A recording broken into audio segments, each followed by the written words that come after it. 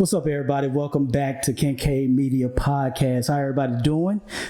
Today we have a very special, more serious podcast that I wanted to talk about before December hits. And I have a good friend of mine that I've been knowing for about 15 years, if not since she's been in Houston.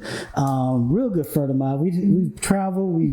We've had some fun, man. We have merged families. Yes, indeed. But my good friend Shadown, how you doing? I'm good. How are you, Derek? I'm doing good. Just keeping busy, trying to keep busy. Exactly. But hopefully not so busy that you're not productive. Right. Okay. Right. There is a difference. There is a big difference. There's a big difference. So I wanted to, before you get started, I just kind of wanted to let everybody know December 1st. Yes. December 1st is World AIDS Day. Okay. And it is an amazing day that we take to honor the lives of those that we have lost to HIV and AIDS complications. Yep. But also to honor those that are living right now, hopefully, and getting them to a point of not just living, but thriving with HIV. So that's what World AIDS Day is every year, December the 1st. So I'm wondering, why is it only one day, though? That's kind of weird where you got other months and all that. So has that been a topic of discussion?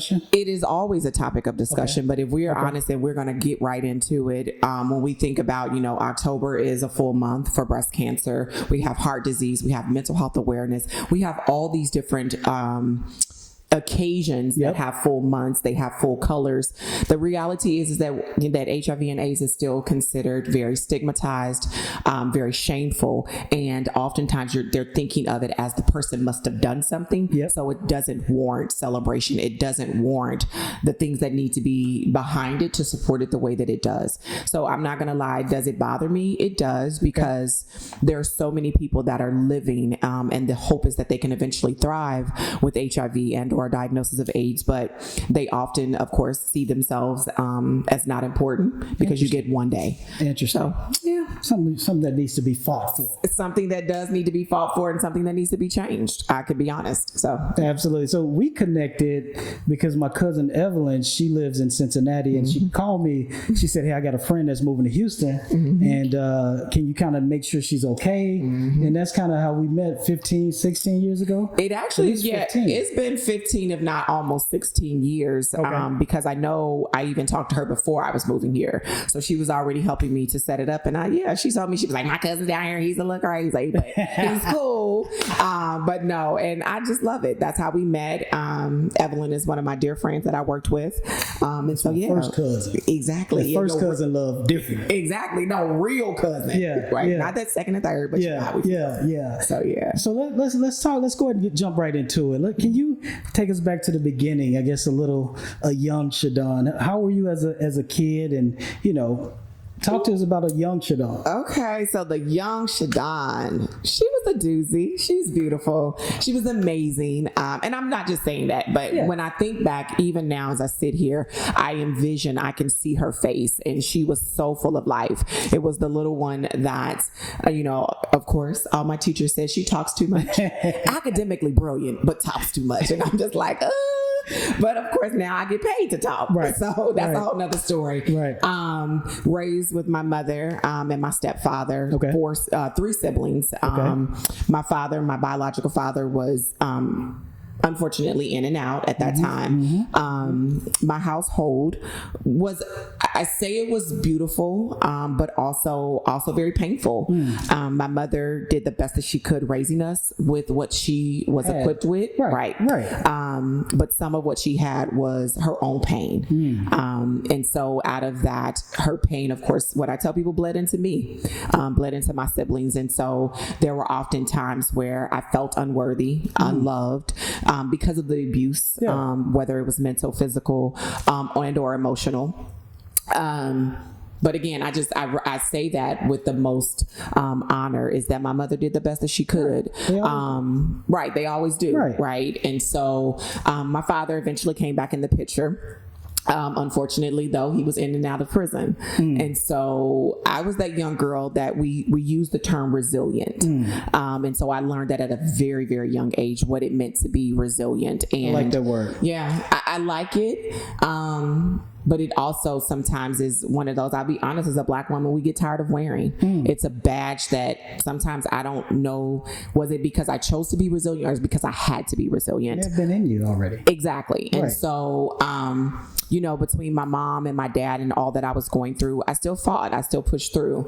But I tell people there was a pivotal moment in my life at the age of 12, where my father said something to me that was really, really devastating, which was the catalyst for what I tell people. I began at that point to be a young girl looking for love in all the wrong places. Yep. Baby. And for me, that was looking for it externally, not recognizing the inherent value of who I really was. And so I still continue to do me. But by the age of 17, I was a senior in high school. Okay. I tell people, by then, baby, I was a fighter, but I was doing my thing between modeling and still trying to act and doing all the things, but I still was very empty. Okay. I tell people, my senior year in high school, I got sick.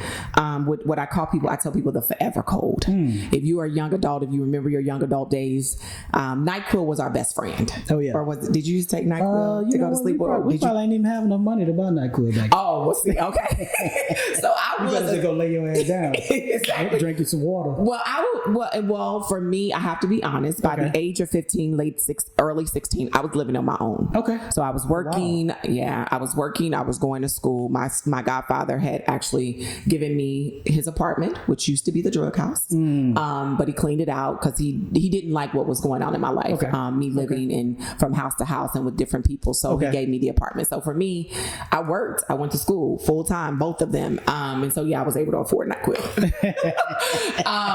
But so my senior year, I got sick in September, and this cold would wane. It was just up and down. I would feel better. Never felt really well.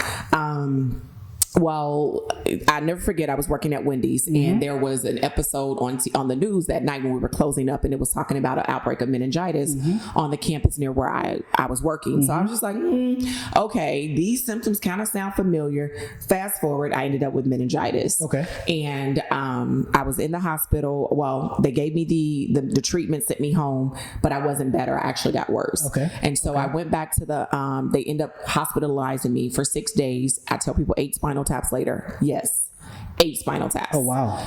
Wow. Yeah, it was no fun. I remember the pain. I remember screaming because it was just very painful. I got out the hospital though. They were like, oh, she's fine. She's baseline. And I remembered that. And I'm like, but what does that mean? Right. Because I still didn't feel well. Yeah. And so I got out of the hospital. My provider at the time, I love her, Linda Kohler.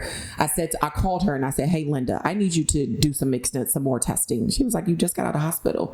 I said, well, I need you to test me for HIV. And she's like, I said, yeah, I need you to test me for HIV. And she said, okay.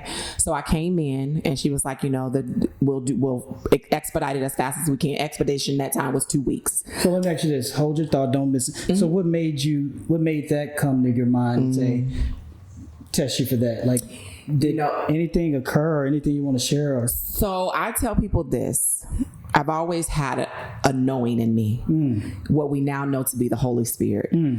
And I can be honest, earlier that year, I wrote in my journal. I written a journal entry, and I still have it to this day. And sometimes I keep forgetting to bring it with me when I am going to have this real conversation. But I wrote a journal entry, and in that journal entry, one side of it was all the men that I had slept with up until that point. Okay. And I say men because some of them were men, not all of them were boys. And on the side of that letter, on that journal entry, I wrote to God and I said, Lord, if you would just keep me from contracting AIDS, is what I said. Okay. I knew something wasn't right. Okay.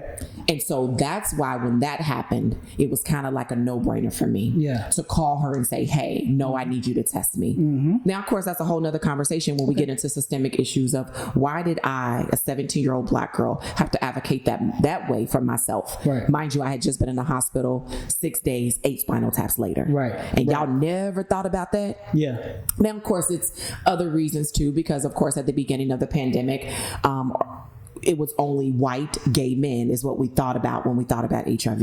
Okay. But the reality is that they still saw me as a strong Black woman. and didn't see me as someone who was vulnerable to contracting HIV, but also vulnerable for all the things that had been going on in my life. Different story. Okay. So she, did the test. But again, she was like, why are you asking me this, Shadown? Like this of all things. And I'm thinking like, well, why wouldn't I ask you, ma'am? Yeah. When I think about the fact that, honestly, from the age when my virginity, I tell people my virginity got broken. Haunted from the day October 31st. Okay. It was Halloween. Like, this shit was haunted from the beginning. Right. So, but from the time I began having sex, I was honestly had several STIs, multiple STIs. And I was able to go into the doctor's office and say, hey, this is what this is. This is what this is. Can I get a shot in this cheek? Now this cheek, like it was that kind of thing. And so you asked me why. That's why, ma'am. Like it would, because that was the other thing to, before we get to that, was earlier that year when I look at my medical records, because I was able to obtain my medical records, the clinical provider at that time said, he wrote in the note, she's high risk for HIV and syphilis, needs to be tested. So he had already written that, put it in there, but I didn't know that. Interesting. So needless to say, 2 weeks passed, and I'll never forget, I was sitting at my father's house and I received a phone call, and it was Linda. And she was like, Shadown, I need you to come in, but I need you to come with your mother. Because you're still 7. Because I was 17. Right. But mind you, if anybody knows about an adolescent clinic, an adolescent can go to the doctor by themselves. I don't know if you knew that. I didn't. Yes. So actually young adults are able to go into, well, we're in Texas, but in certain states, adolescents can go get treatment, STI, birth control, all of that without their parent. Without their parent present. So in that moment, I knew something was up. And I could hear in her voice what sounded very despondent. And so I knew something was up. And I said, Linda, why Mary gotta come? Because it's my mama name is. I said, why she gotta be here? And needless to say, I said, fine. I said, Linda, can you just tell me what's up? She says, no, Shadown, I'll give you the results tomorrow when your mom's present. And so mind you, though, you tested me without my mama, but okay. So needless to say, I sat in the doctor's office, cold room. I'll never forget it, white walls. Linda comes in, my mother's sitting here, and she says, Shadown, I'm sorry, I have to tell you that you tested positive for HIV. Wow. I said, okay. And I could imagine at that moment, when I look at movies and there's a gunshot or they throw like a bomb in the room and the people that's in the room, their ears kind of, you get that buzzing noise. How was that? I know you remember that just like it was yesterday, but how was that feeling? I do remember it like it was yesterday. Yep. And let me say this to you. Resilience showed back up. Come on now. So much so that I remembered it until I had to do some work around it. That at 17, sitting in that room, I heard it. Yeah, but you didn't hear it. But I didn't hear it. Right. Well, what I heard was, and I tell people this because this is where the anointing came back again. Yeah. I heard the voice of God, or a voice rather, say, this isn't unto death, and I will use you. Now, again, I'm 17. I'm hearing all of this. I'm like, I said, and I really said to myself, like, I was having an inner dialogue. Like, like you said, the sound goes and you hear, and it's like a hollow space. Me and the spirit is, I said, but not right now. 17, 1995. We're not about to do this, Lord. Right. But it did give me a piece of, I knew that it wasn't unto death. I understood, but I didn't know what that meant. Right. As I sit and watch my mom cry, Linda cry. Because you're still a baby. I'm still 17. You're still a baby. I'm literally in my first semester, or what did we have? 4 quarters. So I'm in the second quarter of my senior year. And mind you, I was failing. And so because I was missing a lot of school, there was a lot of things going on. But I was like, oh no. And all I could think of is what's next. How do I get through this? What's next? How do we go on? My mother, coming up with all types of ideas. At this time, it was a mother just wanting the best for her child. Right. And so I remember leaving that doctor's office with a hope, but also with a hopelessness at the same time. Because you don't know, you don't know what you don't know. Exactly. All you know is like what you see on TV, you hear, you'll see statistics, and all of a sudden you say, man, that's like a death wish. Yes. And so many. No, you're telling the truth. Again, this is an open conversation, but no, because even till right now, 2024, we still got people that believe that HIV is a death sentence. Now, when they say that, and so when, I'm very mindful when I say that, is that it doesn't have to be a death sentence. It could be, because I recognize that people are still dying in 2024 behind complications related to HIV and AIDS. I do recognize that, but it doesn't have to be, because there's so many advancements in treatment and all the different things that we can get into later. But I recognize that it's still happening, but it doesn't have to be. But then in 1995, the medications wasn't what they are now. The treatment isn't what it is now. And so, yes, for then it was like, actually, I tell people the year that I started medicines, it's called ARTs, I'm sorry, which is the medication that you take, antiviral treatment, literally had just been FDA approved that year. Okay. Now, mind you, we can go somewhere else, because now certain other individuals already had access to the medication. But for folks that look like me and you, different communities didn't have access to it until it was literally, legalized and FDA approved. And then in 1996, it was like, oh, well, here's the medication. And so, there was this feeling though, will I ever get married? Will anyone ever love me? Will I be able to have children? Even though I kind of knew then I didn't want kids, but just the fact of if I wanted to, could it happen? And so that was in December, and by January I was already in treatment.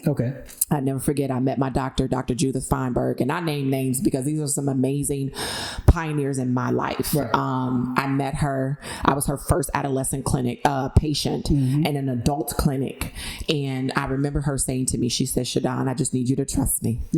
She said, "I just need you to trust me. You are not going to die, baby." She was like, she was like, "You're going to live, but you got to trust me." So if I say something to you, but ask me questions, but just trust me. She said, you're not going to die of HIV. She said, now you maybe something else, but it won't be this if you trust me. And I did. I trusted Judith. I trusted her. I loved her, and she loved me. And to this day, she still loves me. I still have a relationship with her. I've only had 2 providers my entire, journey. And I call it a journey because that's what it is. And so, I just took the reins in that moment to say, I can't die, but what am I going to do? Let me ask you a question. So did you know who did it, or did you know? I know you said you know, like all of us, we got plenty of numbers. So did you kind of have an idea of who did it, or did you reach out to that person? I did not. And so I'm gonna be honest. And again, you can ask me. Guys, I told him I'm an open book. My hope is that this episode helps someone. And so vulnerability and transparency are my superpowers. So no, I don't know who I contracted HIV from. I have speculations because how some things subconsciously will be blocked out.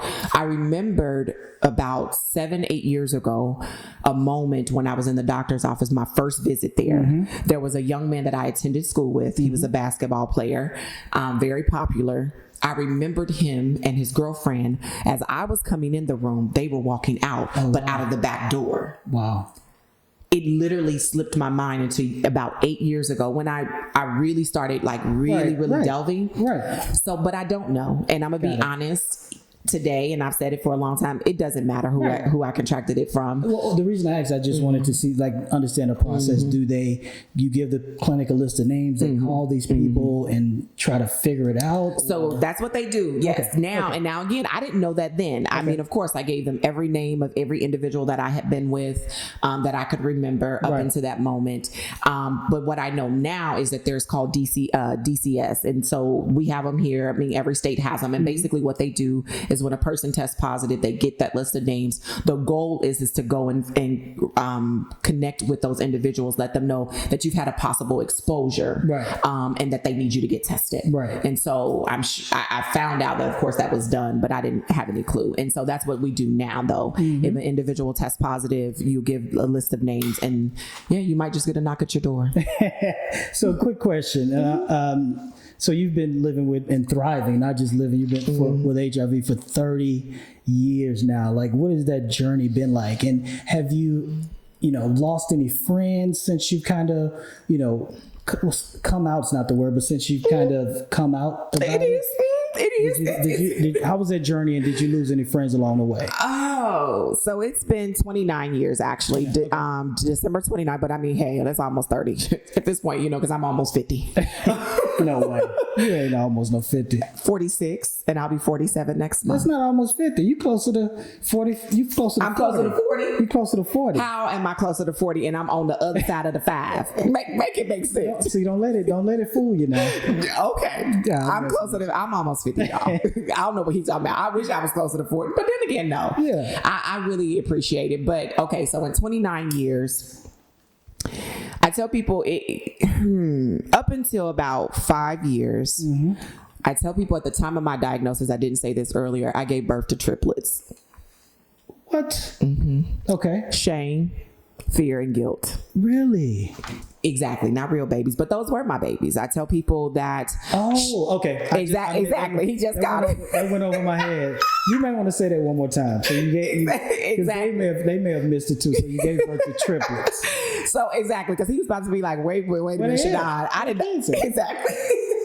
Well, they're gone now. Yeah. But no, I gave birth to triplets. I tell people shame, fear, and guilt. Those are the three. Okay. And like now, you still got kids in the house, and your hope is that when they 18, they go off to college and they do what they're supposed to do, graduate, and eventually they're gonna be out of home. Right. For me, it wasn't that. Honestly, for the first 24, 25 years of my life, I lived with those babies. I lived with the shame of the narrative that I was unworthy, that I wasn't enough, that I wasn't good enough, all those things. And that's what shame, did for me. That child reminded me that was who I was, or rather wasn't.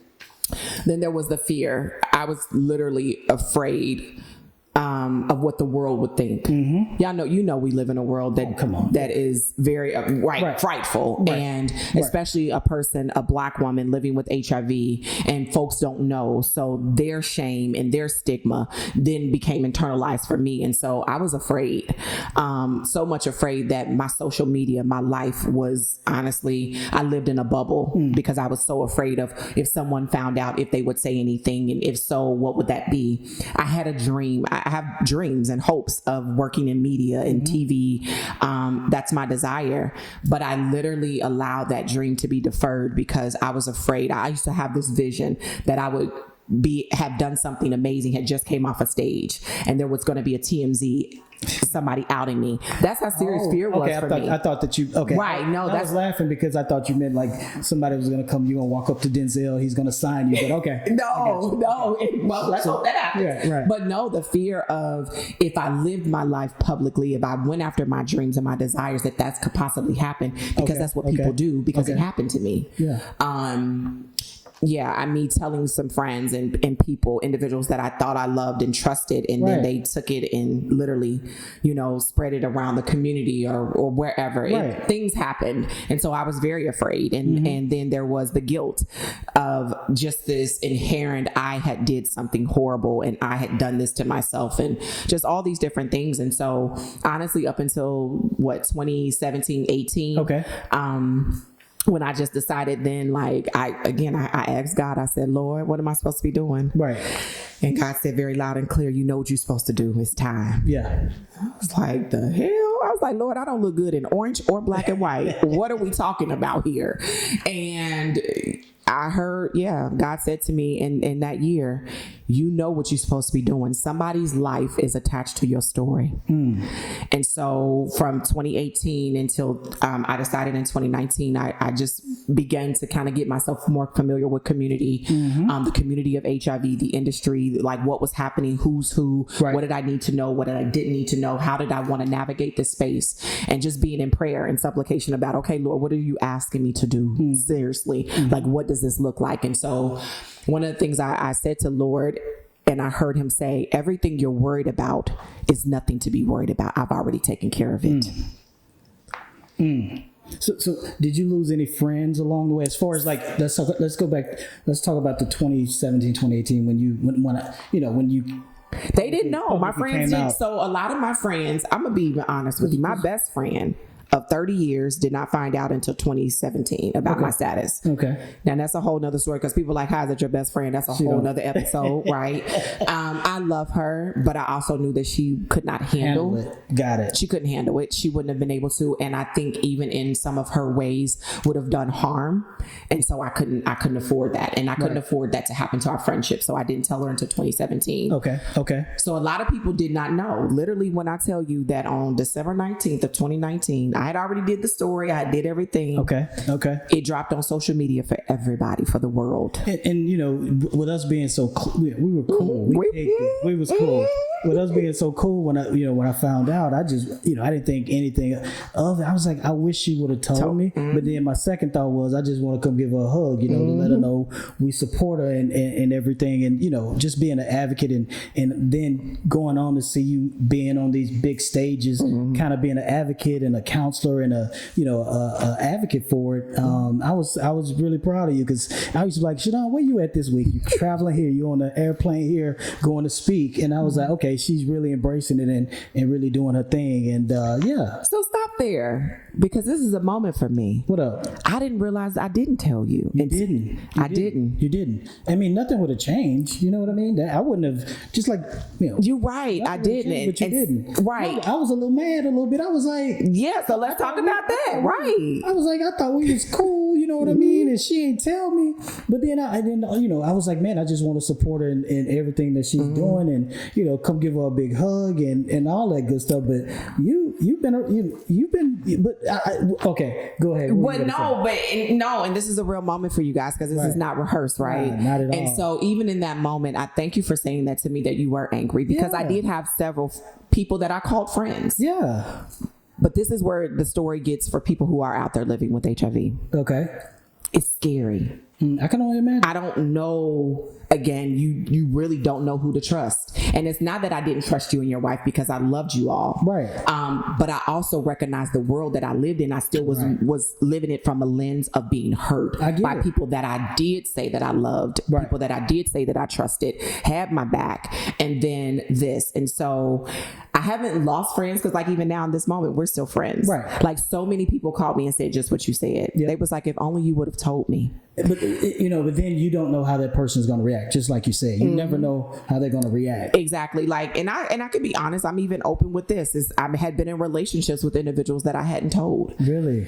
Yep. And of course, a lot of people don't know about U equals U, which is undetectable equals untransmittable, meaning that I was unable to transmit the virus sexually, but even still, I was afraid, and I still did all the things that I needed to do, protect them, protect myself. Right. None of my partners ever tested positive, but some of them did. After the fact, one I'm very close with, he'll be on my podcast one day. Okay. He said to me, Shadown, I loved you. I love you. Yeah. And the only thing I'm upset with is if you would have given me a choice to choose. And I did get that from some people. Of course, they're like, I still love you. You're still my girl. You're still dope as all get out. Right. And so I realized that, which is why, part of my advocacy is teaching people how to disclose, how to really do the work to heal, show up whole, so that, ultimately when a person walks away or says, I just can't do this, they're walking away from the virus, and that's okay. They get to choose that. Right. They're not denying or walking away from you and the amazingness of who you are as a person living with. They're just walking away from the virus, and that's okay. Give them that option and that choice. Right. But thank you for still loving me. Like, man, she should have told me. I thought we was cool. Exactly. This my girl. But again, you still don't know how the other person's really going to react. So I can totally. I'm saying that part, but I'm also saying that you just don't know what the other person, how they're going to react. Even though we were super cool, you just don't know, and that was scary. That would have been scary for me if I, right. And I know that, and so, like I said, I also was obedient to what God was telling me to do. This wasn't a moment where I needed to call this person, that person. Only people that I knew I needed to call and just give permission, or I don't even, because I didn't ask them for permission at this point. It was my mom and my dad and my close members of my family. They kind of knew that I was getting to the point where I was done living afraid. I was done being scared. And I was also okay with the assignment that had been attached to my life. Right. And so, I just told them, hey, this is what's about to happen. And so, that YouTube, Facebook, so what was it, Instagram, I think at that time, those were the three. And I just put it out there for the world to know. Wow. So, Shadown, has your career been impacted at all since you've kind of came out, or like how's that? So my career actually has taken off. Oh, I mean, yeah, my career. See your stories. Exactly. No, when I say God has been faithful to His promise to me. And also, of course, me just showing up and doing what I'm supposed to do. Right. My career is definitely, it's in a season, it's in a space where it's continuing to, I'm looking at this rocket. Like as I'm talking to you, I'm seeing a rocket. Okay. So I've been able to, of course, I'm still a licensed professional counselor. People ask me the question though about that because I am so public. How does that impact my, my relationship with my clients? Right. Is that an issue? And so what I talked about earlier, I'm very clear. I'm a healologist. White folks told me I had to go get a degree as a therapist, as a license to to be able to do this thing and get paid. Right. So I'm not going to, I believe in transparency and vulnerability with my clients. Of course, we're not best friends. We're not kicking it. But some of my clients actually have personally chosen me because they've researched me. Really? Yes. And have found out about my story and the way that I live my life and have come to me for therapy and or healing because they're in the space in their own life. And so that has definitely, again, been a blessing because I've always asked God, send me my people. Yeah. Don't send me nobody that don't need to be in this space because I'm the person that you come to me when you're ready to heal. Right. And so in that space has been really amazing. As far as a speaker, had some really amazing opportunities. Most recently was just on main stage at BeautyCon in LA. It was amazing. Speaking at national conferences, international conferences, doing international work, some philanthropic work over in the island of St. Martin. That was beautiful. Really? It was that? I did that actually pandemic was in 2020. I did that in 21. I remember seeing that on Facebook. I do remember seeing that. Yeah, me and another advocate who's also the godmother to the mother to my goddaughter. Okay. She's from that island, and so the island, a lot of people may not know is the Caribbean islands have really, really high incidence of HIV, but the care and the treatment and the support that they need isn't there. Because when we talk about secrecy, it's really a secret there. Really? And so we went back to give the women and the families an opportunity to really have open and candid conversations, and it was amazing. So looking forward to going back to do that again, maybe next year. We're in talks about what that'll look like to be able to go back because some of those girls still reach out to me on WhatsApp and just still thank me for what we were able to do for them at that time in their lives. And so my career is really, really, I'm just very grateful. I'm in a very, very big space of gratitude. Okay. Like now doing more podcasts, being selective about who I do them with. And so it's really an honor for me to be here with you. Thank you for coming. Also, I'm just really, really, my career is in a space where even on my way over here, I prayed, of course, that, the words that come out of my mouth blesses someone. And I also said the prayer of Jabez again, Lord, and that's a special prayer for me, is that you continue to increase my territory, enlarge my territory, but also that it be a blessing. So what does it mean for you to be face-forwarding, like a face-forwarding advocate for Black women in, the HIV space? It means a whole lot because your girl is a fighter when it comes to Black women. As a beautiful, bold Black woman who happens to also be living with HIV, it is very, very important for me to advocate for my Black women. And I tell people, so when we talked about data just briefly earlier, we didn't give numbers. That was my next question. Right. So data is sometimes it's used, of course, to scare us, but I don't want to scare you, sis. And so I'm looking at the Black women in this space that may watch this episode, and for my brothers who watch it, share it with a woman.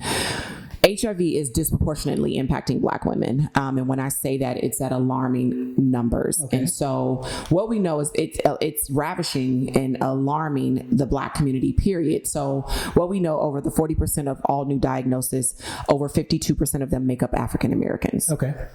When we think about gender, when we think about females, over 60% of those that are diagnosed are Black women. And so I break it down to give it a little more truth is that 1 in 48 Black women are susceptible to contracting HIV in their lifetime, compared to 1 in 999 for white women.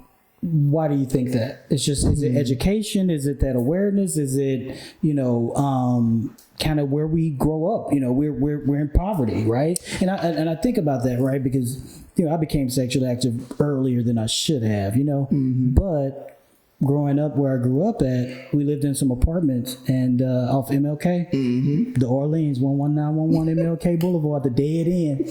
But most of the girls over there, they were just, they hood. We all hood, and they fast, super fast. And you're in an apartment complex. Just to give you an example, it's not, the numbers aren't correct, but you may have 1,000 unit complex and 500 got little fast tail girls running around there. So that was, I became earlier than I should have, just not knowing, you know what I mean? Not having a dad in the house to teach me about that type of stuff.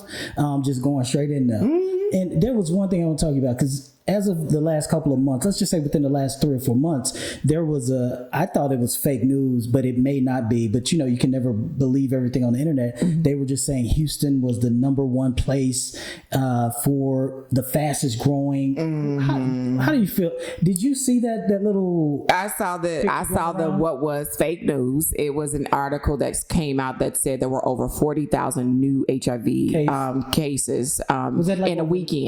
Over a weekend. Okay. First off, let me clarify. That was very incorrect. That 40,000 was for a year, and it included all STIs, gonorrhea, chlamydia, all of that. Okay. Honestly, in Texas, there's approximately 1,300 new diagnoses every year. 1,300 in Texas. In Houston. Let me say that, in Houston. Okay. And so that was very incorrect. But let's be clear, Houston is in the top 10 when we talk about rates of HIV incidents. And so there's this EHE, it's called the Ending the Epidemic, and it looks at there are 52 counties that comprise over 52 or actually 58% of new HIV or all of HIV. Okay. And so and the reality is that most of them are in the Deep South. Okay. Houston, of course, being one of them. Harris County, Dallas is another area. But when we think of the 8 states, and I typically sometimes get them wrong, but when we think of Georgia, Florida, Mississippi, Alabama, Tennessee, Texas, Louisiana, I'm not sure. So southern. And it's in the Deep South. So when you ask the question, why is that? One of it is we know that we're in the Deep South, and what happens in the Deep South? It's the Bible Belt. And what does the Bible teach? It teaches abstinence. It teaches that, we ain't supposed to be out here having sex, but the reality is we are. Yeah.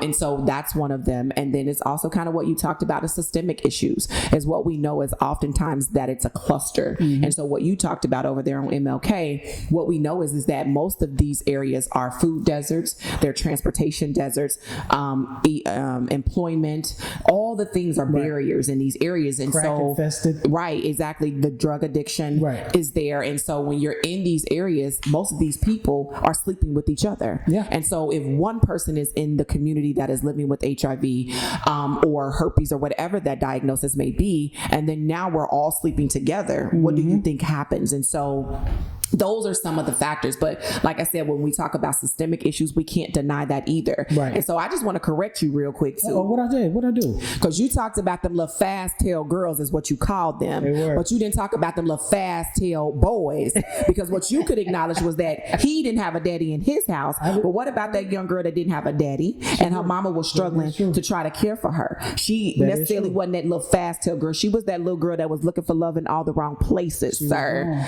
She was grown. You're right. No, you're absolutely. So while you calling the fast tail girls fast tail, let's call the boys fast tail boys. Mannish. Oh, y'all get mannish, but we fast tail. Okay, just wanted to throw it out there, sir.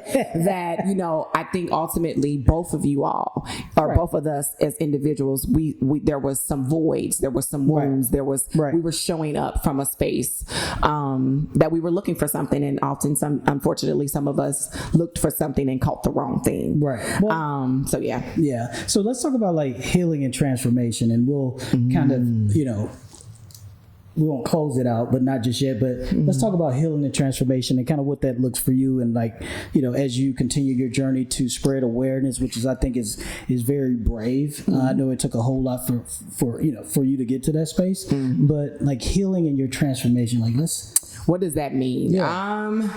So as a healologist, I say it, and I say it very proudly. Ain't nobody coined it yet. It's mine. It's under, trademark right now. But seriously, when I think about the healing and the transformation that was needed, I needed to heal so that I could grow, so that I can continue to evolve. And that's just where I'm at. And so what does that look like for me?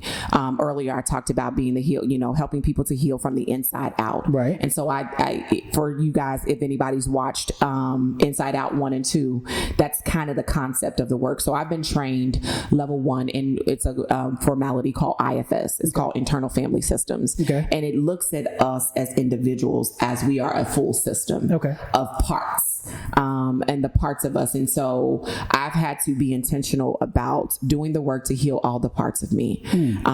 When I say this, I talk about the 2-year-old, and people are like, 2? Yes. For a long time in my life, I remembered this. I would have this vision of when my mother brought my little brother home in the car seat. Okay. I remembered it. It was things it was very visual, but I never knew why. And so one moment when I was in deep meditation and connecting to the parts of me to do work, because I understood something. Matter of fact, there was a situation that had happened, and it was clear to me that I was looking for love, that I was longing for, but also felt very rejected. And so as I was doing the work, it was very clear to me that that was the earliest time that I could remember where I felt not good enough. Yeah. That as a little girl in that moment. Was it because you got a little brother now? Yep. All of the attention is going to go. Well, and I remembered seeing the joy on my mom's face. You had never seen that before. And I hadn't, and exactly. And in that moment, I don't remember seeing that. And so when you think about that little girl evolving through me in years of many more things and situations happening, that little girl was always with me and often showing up looking for someone just to say, I love you. But the person, of course, that she needed it from was my mother. But of course, because I didn't know, and this part was a part of me, this is how I showed up in the world. Feeling not enough, feeling less than, and looking for that joy in my mother's eyes. But I also, of course, was looking for it in the joy of everybody that I encountered. And so that was one part of me that I still hold her even now as I sit here and talk to you. I'm very clear that I don't show up from that part, but she's still here with me, and I've been able to re-nurture that part of me to let her know, baby, we are amazing. We are. I'm not waiting for my mother to do that anymore, and nor so am I waiting for anybody else in the world. I then always use the example of my 16-year-old part, who's a fighter. A lot of folks can relate to this because, that part of us that wants to fight, always wants to be aggressive. Well, this was created out of at the season and the time in my life where I had gotten tired of being abused. I had gotten tired of being beat up by whether it was, in my home or wherever that was. And so I became a fighter. I would put my hands on you. I was throwing hands left and right. I believe you. And I was right. And so I can be honest, up until 2019, even when I got I was deep into healing and getting to know all the parts of me and how I was showing up in the world, I put my hands on somebody. What year is this again? This was in 2019, and I'm not proud of it. Up here in Texas, you're gonna go to jail. Hey, I was in Tennessee actually. But neither way, I'm not proud of that. But as I got to know that part of me, I realized that again, Shadown, you don't have to fight. You don't have to fight. But again, this part protected me. She was like, but what happens is anytime I felt threatened or felt that someone was attacking me, I would respond that way. Well, now I get to know that part and I don't show up from that anymore. So that's just some of the things of when I talk about healing is getting to know all the parts of me, from the 2-year-old to the 12-year-old to the 16-year-old, all of them that have done the best that they could. But then when I realized that I get to do the work to heal those parts and I get to show up differently, I'm now showing up from my self-led energy, from the energy of I'm very compassionate, I'm very connected. My creativity is there. Like, I see you. I know what I see you. I've been seeing like big things out here in these streets. So, and I just tell people, when you get to heal the wounds, the pain, the disappointment when you get to know it. Yes. I'm not a proponent of let it go, because let it go is gonna come right back. Yes. So I'm about getting to know all the parts of us, healing. Some people talk about reparenting. Me and my little girls, we play together. I have a joy like no other, because I recognize that I don't have to show up from that anymore. And so it's also, been helping me in how I help other women and other individuals, specifically Black, women is my love. But I help everybody. Just get to know who you are. And it's been transformational, because again, that's what people see when I show up. Right. They don't see the wounds. They see the wholeness of who I am inherently. And I think that's the other thing, is that when I talk about healing and what that looks like, is helping people to know that you are not your situation or your circumstance. That is factual information. And oftentimes we're showing up from those pains. And so I can be honest, I recognize that I'm an extension of God, and that means that I am inherently whole. Nothing about me has ever been broken, and I'm not broken. And so with that being said, then I look at myself as having a wound, and a wound gets to heal. But when something is broken, it's just broken. That's the way you always see it. Right. I'm sorry, and that's just my thought. And so again, some people may not agree with me about that, but a wound can heal. Right. Once something is broken, it shall be shattered. And so I just choose to show up from that space too, which has been a part of my transformation. So. Oh my God, that's such good news. I got a question before we move into like like your future, like things you're working on and what you want your legacy to be. So is there like a dating app for people with HIV that you can go on? And I'm asking because I don't know. And I'm using, I would say common sense, but just curiosity. Is there like a site where people can go to say, hey, this is my story. I have HIV. You have HIV. We can date? So they're apparently, you know what I mean? I do know. And it seems safer. Okay. I'm glad he said that, y'all. I'm glad he said that. So what's safer? From my ignorance, there's nothing can be transferred between you guys, or nothing can be transferred between me and you. Okay. Like, I know he married y'all, but let me just put this into context for people. I cannot transmit HIV to anyone sexually. Okay. So let's open that up. Okay. And so what does that mean? You said that earlier. I remember. Exactly. So we're going to talk about it because, and I like you. I thank you for being this transparent, because y'all, this is again what I recognize is in the world. People think that a person living with HIV needs to only date a person living with HIV. Okay. Not saying that that's what you said, but a lot of people do believe that. Okay. Is that, we need to just co-mingle. We can't, mingle with outside of our diagnosis. But let's be real. An individual living with HIV, herpes, hepatitis, whatever it is, you are not that diagnosis. So I don't get to just love the diagnosis, because that's really what it sounds like, is that I need to go love the diagnosis. And the reality is no, my hope is that you'll love the individual. Right. And so because we have come so far. Excuse my ignorance, y'all. I'm sure I'm not the only one that's thought about this, but go ahead. Exactly. And that's what I'm saying. And so I use that word ignorance very lightly. Yeah. Because again, you're sitting here with me, and there's so many people who have platforms that won't even attempt to have this conversation.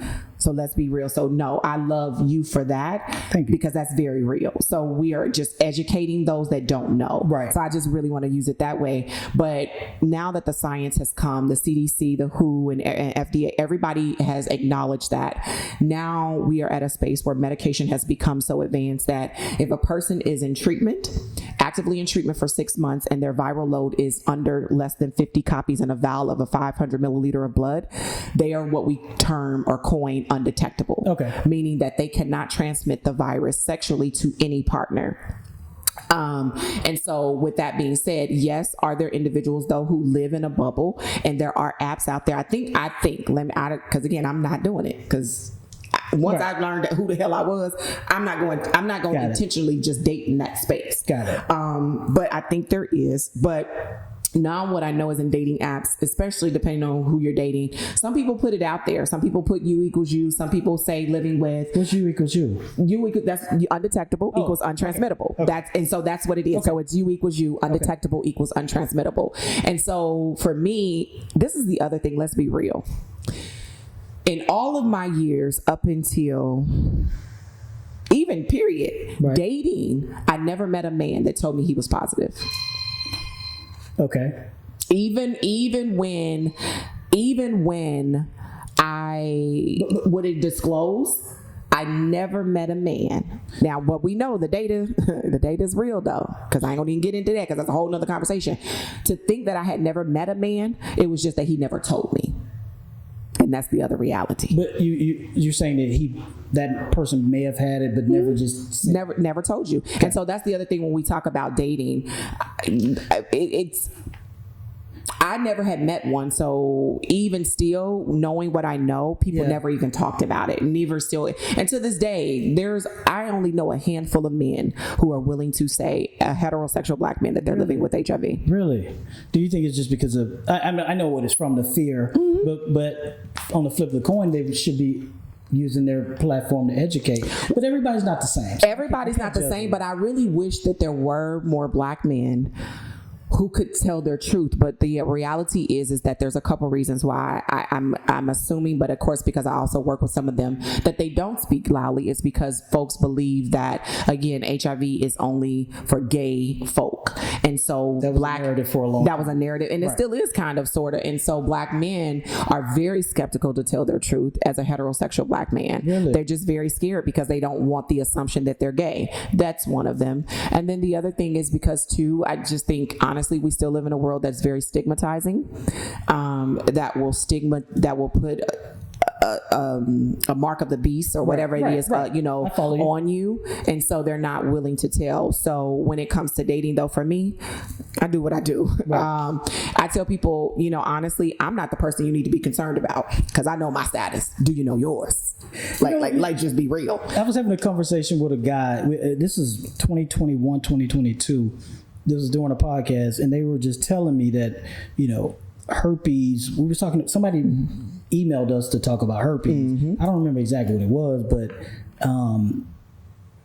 and one of the gentlemen, one of my co-hosts, he was like, "Yeah, you'd be amazed at how many people have herpes and they're still having sex, knowing that they could." Transmit it. And I don't know, I guess I'm in my own little bowl, but that just kind of blew me away per se, because you're giving somebody something that you know you have. That's just so I'm not the most responsible person, but so let me say this. When we talk about, I know what you mean, I get it. But I also understand the other side of it. Like, again, I'm never going to encourage or condone anybody having sex and not disclosing. There are some people who, honestly, you have a right to disclose, honestly, depending on the state that you live in. You have to. Isn't that a crime if you don't? In some states it's not, and in some states it is. And the thing is, though, you have to, I challenge people to think of it this way, though. If you got diabetes, is it a crime to have diabetes? But I can't. No, absolutely. Is it a crime to?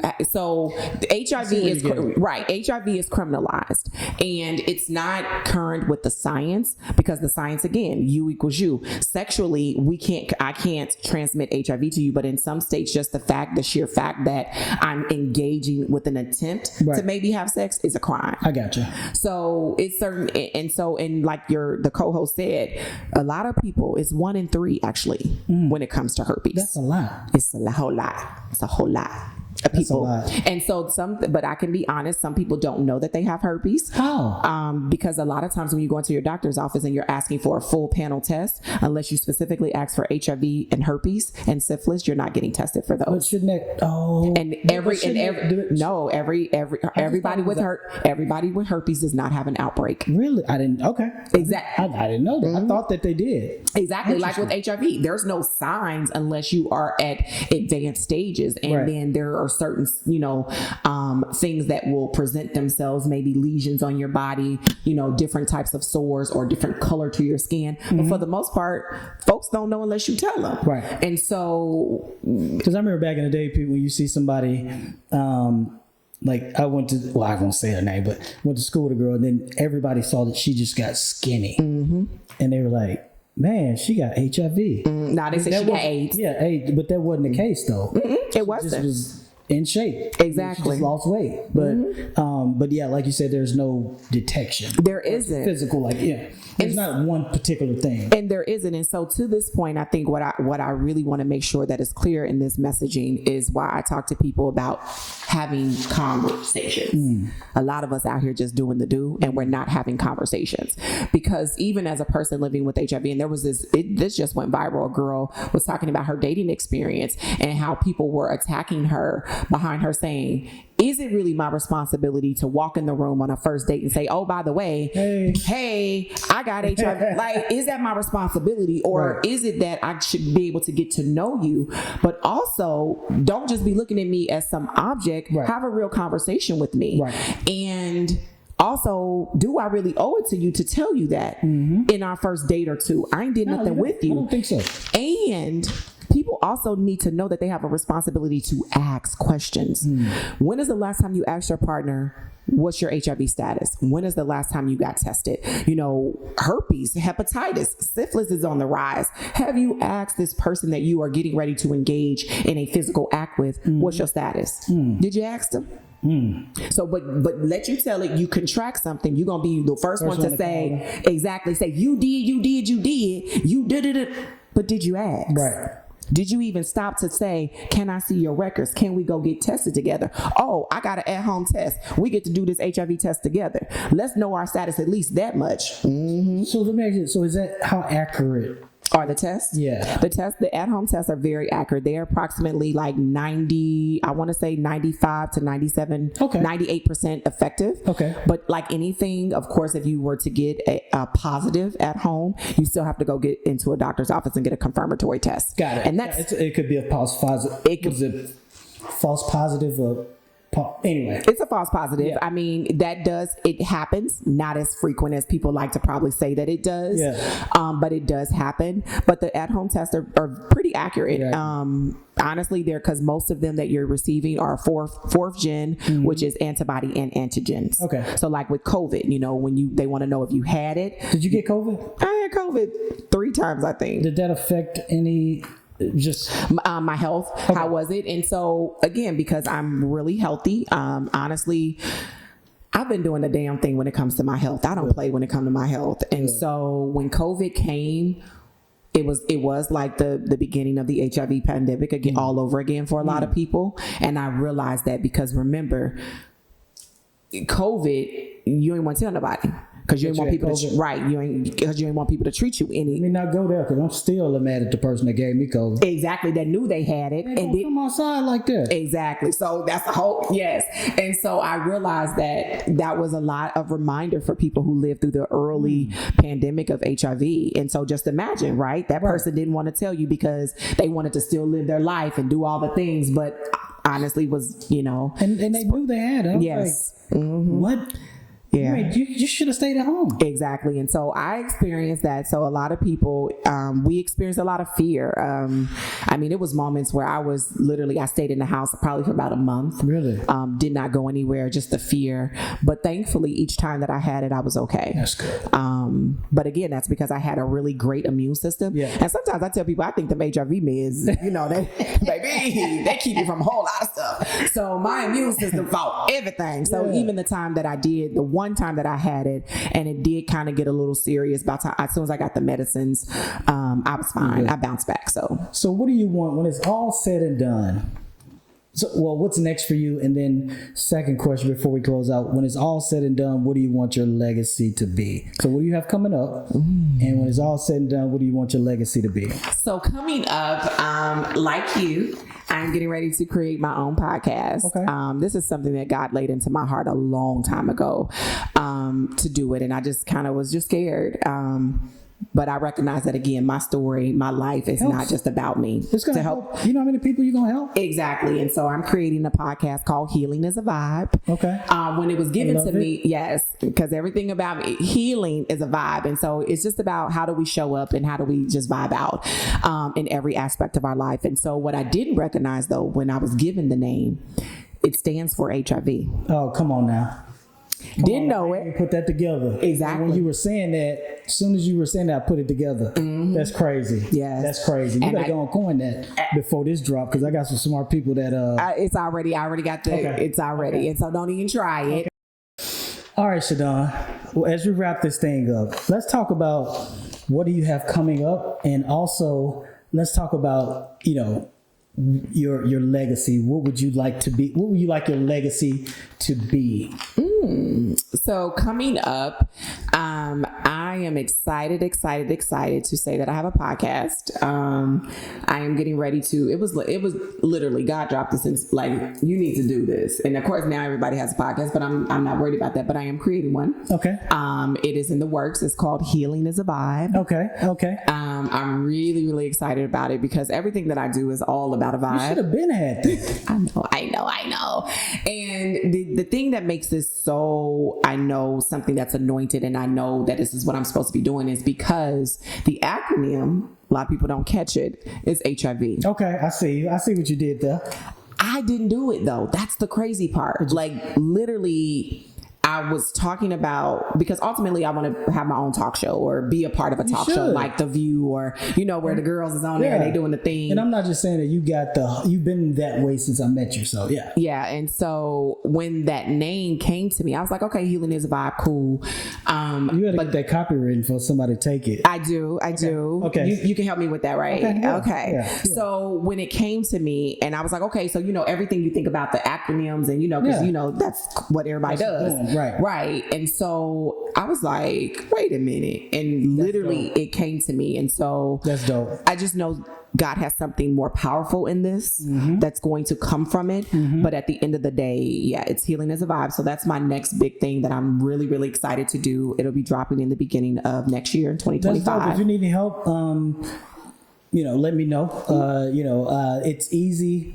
Well, I wouldn't say easy for you to do, but if you get a studio, just let me know what you think, and let me know if you need any help. If I'm available, and I ain't blew up, and and Shannon Sharp or somebody ain't signed me yet, or Cam Newton ain't signed me yet, I might be able to come help you. Right, because you're right there. Like I love this feel. I love this vibe. I love what's happening here, and so. Yeah, you have always been dope, Derek. And so, being here with you right now in this moment is really also just letting me know that, this is my next. As far as other things this next year, of course, just continuing to speak on many stages, do a lot more trainings. And just be, honestly, if I'm honest, it's just be me. Just be real. I've realized that that's what people have been waiting for too. Is sometimes we're waiting to get it perfect. And tell me about it. Right. And it's like, no, right. You just need to do it. Because again, lives are attached to my story and to my journey. And I'm clear about that. And so, what else do I have coming up? Yeah, like you, I'm just hoping, that somebody, whether it's Iyala or Avery DuVernay or even Tyler Perry, who wants to do a documentary about amazing life of a girl, who has really survived. Those are the things, like really TV, acting, just getting more into the things that, like I said, I was afraid to do. But I'm no longer afraid. And so I just want to walk in my truth and do the things that I love. I will be retiring my practice though this year. I won't be doing bittersweet. It's bittersweet.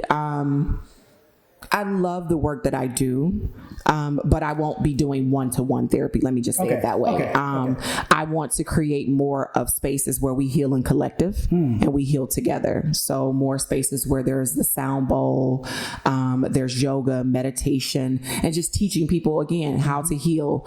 Because I'm a firm believer that we have the tools that we need. I'm just here to help you tap into them. And so proud of you. I will be creating more spaces like that, where we come together and we just heal together. So I just won't be taking any new clients. Gotcha. So don't ask. And the ones that I do take, you will be paying a pretty penny. Let's go ahead and be real. So when you ask me about legacy, what legacy do I want to leave? Because there's a couple things, right? You said, and I'm glad you said legacy and not lineage. Because of course your lineage is children, and I won't have any of those, and I'm okay with that. That was a personal choice and decision. But when I think about the legacy that I want to leave is, she did it, and she did it on her own terms. I want to. It is. I want people to see, yeah, she was unafraid. Once she showed up from her whole self, Yep. once she did the work to heal and she taught me how to do that, she gave me this boldness and courageousness that I never knew existed. She gave me what I needed to so that I could do it. And so I think that's the legacy that I want to leave, is that when people think of me, when they hear my name, when they see my face, and she did it unapologetic. The hope that she gave me, the love that she left, that one we don't have to question. And so that's really the legacy that I want to leave, is that I showed up with love. I showed up with hope. I showed people how to, yes, I'm very transparent. I tell people there's not much you can't ask me. Because even now my YouTube channel, because I already have the channel, and my story has been viewed over 370,000 views. Really? Yeah. And I don't worry about what people say. And the thing about it is, what I like is just your transparency, and also people don't understand. I don't even know if you really understand how many people you helping. You know what I mean? I'm sure you've thought about it, but just the impact of you being so transparent, and you're just helping so many other people, whether it be, to make that choice to say, hey, let your family or friends know, hey, this is what's happening with me, and this is how, I'm going to stand in on it, and this is how I'm going to, live my life. So, I'm very proud of you for that. So you're about to make me cry. Never seen you cry. You too tough. Yes, you have. But I'm a crybaby. But honestly, when you say that, do I really know? I do. The impact. God's given me a big task. Got a big assignment. Very big. And you handled it. And I am. And so when I get the messages, when I get the DMs, I'm a hugger, so I take as much time when I can with people. I'm very clear that this is bigger. Like I said, it's bigger than me. Right. So I am. And so I don't take it lightly.